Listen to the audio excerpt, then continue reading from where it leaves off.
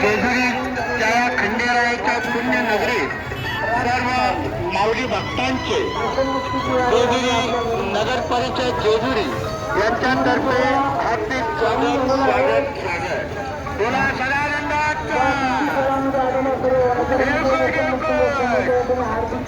सर्व माऊली भक्तांना एक नम्र सूचना.